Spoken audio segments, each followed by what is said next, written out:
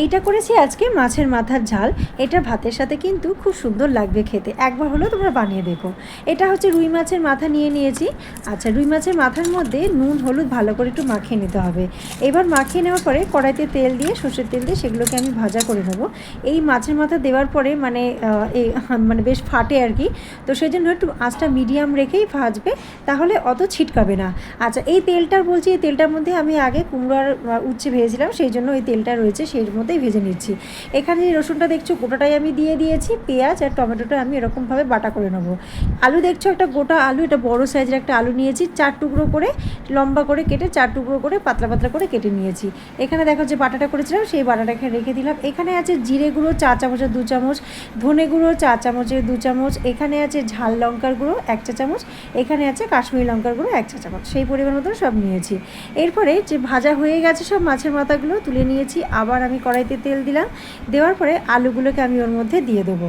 আলুগুলোকে দিয়ে একটু হালকা করে ভেজে নিতে হবে, বেশি পোড়াবো না, কালো কালো হয়ে গেলে বিচ্ছিরি লাগবে খেতে, সেই জন্য হালকা হালকা একটু ভালোভাবে ভেজে নেবো। হালকা নুন দেওয়ার আগে ভেজে নেবো, একটু ভাজা হয়ে গেলে তারপরে আমি ওর মধ্যে নুন দেবো। নুন দিয়েও হালকা হালকাভাবে আমি একটু ভেজে নেবো। যখন দেখবে একটু মোটামুটি লাল লাল রং ধরে এসছে, তখনই আমি ওর মধ্যে দিয়ে দেবো হচ্ছে কাশ্মীরি লঙ্কার গুঁড়ো।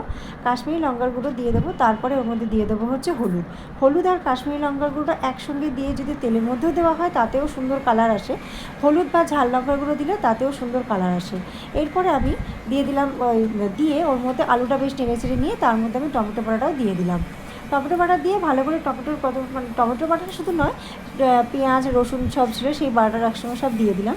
দিয়ে যতক্ষণ না ওর কাঁচা গন্ধটা চলে যাচ্ছে ততক্ষণ পর্যন্ত আমি ওটাকে কষিয়ে নেবো। বেশ শুকনো শুকনো যখন হয়ে আসবে, দেখছো শুকনো শুকনো যখন হয়ে আসবে, তখন ঝাল লঙ্কার গুঁড়ো, ওই যে ধনে গুঁড়ো জিরে গুঁড়ো সব এক এক করে আমি দিয়ে দেবো। দিয়ে ভালো করে আবার এটাকে কষিয়ে নিতে হবে। আলুটা যেহেতু ছোটো ছোটো করে কাটা আছে, বেশিক্ষণও লাগবে না সিদ্ধ হতে, মাছের মাথা তো ভাজাই আছে। অনেকে আছে মাছের মাথা খেতে পছন্দও করে না, কিন্তু আমি বলবো এইভাবে একবার ঝাল করে খেয়ে দেখো, সত্যিই সুন্দর লাগবে ভাতের সাথে খেতে। মাছের মাথা দিয়ে অনেক কিছুই হয়, তার মধ্যে এটা একটা রান্না। আচ্ছা, এর মধ্যে আমি ওই যে মশলা ধোয়া জল ছিল সেই জলটা আমি দিয়ে দিলাম।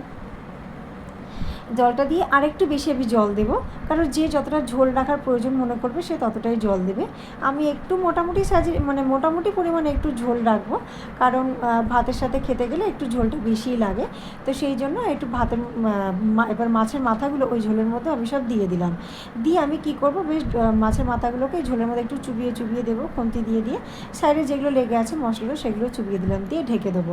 দেখো আমার মোটামুটি ফুটে এসেছে, এর বেশি শুকনো আমি আর করবো না, গা মাখা মাখা, আর বেশি একটা গা মাখা মাখা করবো না, একটু নাবিয়ে রাখলে কিন্তু অনেকটাই আমার ঝোল টেনে যাবে। দেখো আলুটাও একদম সিদ্ধ হয়ে গেছে।